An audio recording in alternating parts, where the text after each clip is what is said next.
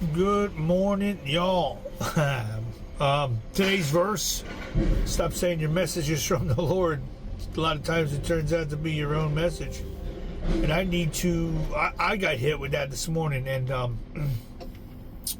was talking to my brother about it. I need to stop saying that, I meditated this morning and I got this from the Lord for y'all. But no. It says in the verse, if you see the verse, the amazing car, that you wind up making the message yours. And then I started thinking this morning that when I read God's word, God speaks to me through the word. But just because he's just because the words, I shouldn't say he's literally speaking to me. Because a lot of people think, okay, this guy's a goof, he's a flake, he's a whack job. When we say God speaks to us through the word, God's words are instructing us. That's what we mean by that. We don't mean we're actually hearing an audible voice, though some people do.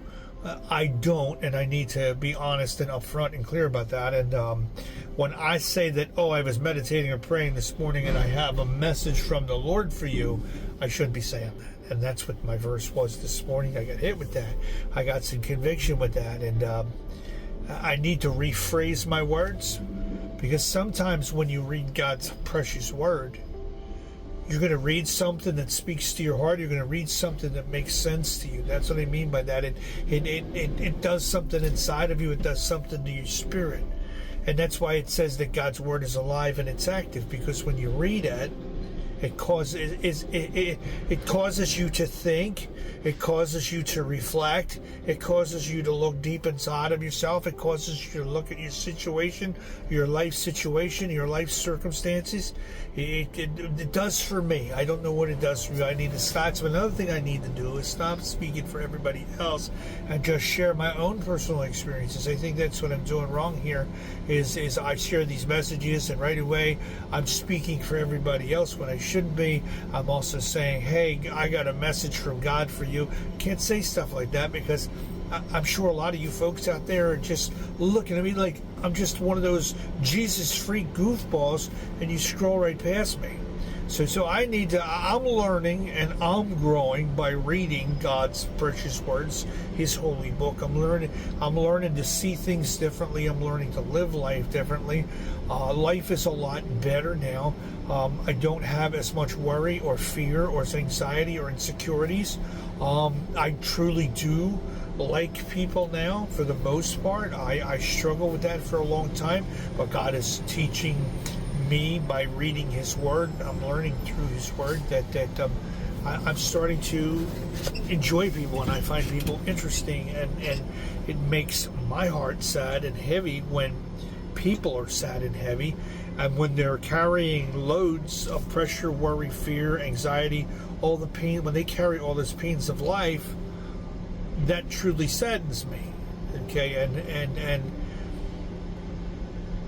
I, like a lot of folks in the world, were carrying all of those weights and worries, and I discovered a way that works for me that I knew could work for you, because I have other people that I'm involved with that have done the same things that I've done.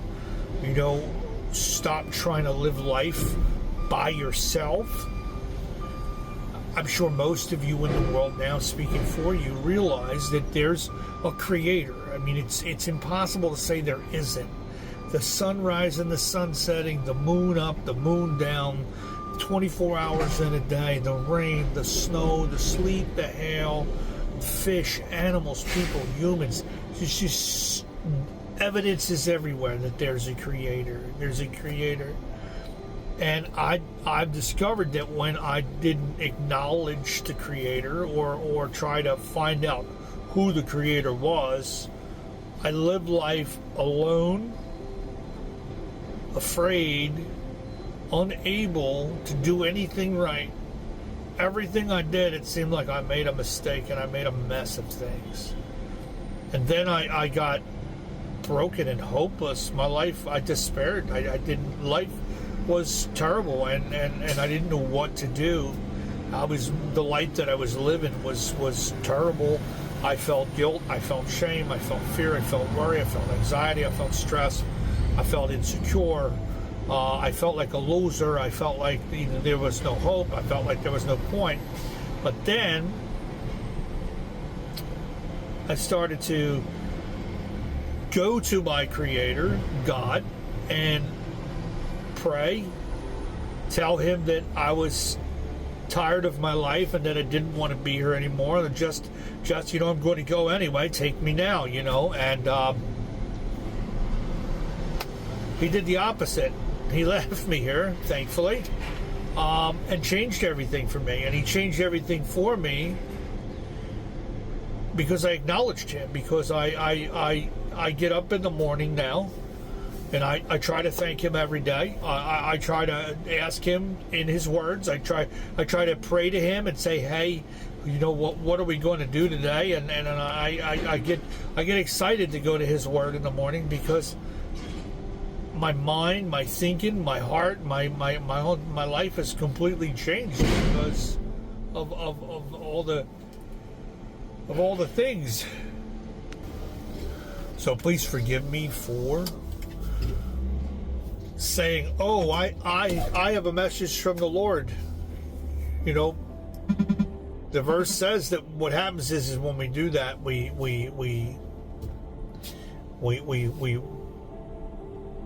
in a sense, mess up God's word. And just because I read that word and I find something in it for me doesn't necessarily mean it's for you. So then when I start speaking like, I got a message from God, first thing you're going to do is say, this guy's a goof, I'm out. So I need to come at, I think that's too, why maybe why God isn't so popular today, maybe, or Jesus, His Son, because a lot of your religious leaders come across as who is this guy? He thinks he's Moses, or he thinks he's some great prophet on top of the mountain telling me how to live my life. And that's not what I want to do in any way. All I want to do is share with you my past experiences and how I got out of addiction. I got out of addiction to pornography and all these things that we struggle as, all the things that I struggle with. We all have an individual life. We all have individual things we struggle with. Everybody's circumstances are different. I love that saying, don't judge a man until you've walked in his shoes, right? Isn't that what it says? Don't judge people based on their actions, you're supposed to judge people, but you can't. I guess you get what I'm trying. I hope you get what I'm trying to say. I hope you stayed long enough to hear this, and have a great day. Live your life any way you want to live your life. That's your choice. But the verse talked to me today. The verse told me that I need to stop saying, the Lord spoke to me and I have a message for you. That message God gave me today was for me to come to you, to tell you how I found change, how I found the ability to change and find a better life for myself. So that's what I think. I think God is changing my thinking. God is changing my heart. And that's what happens when you read His word.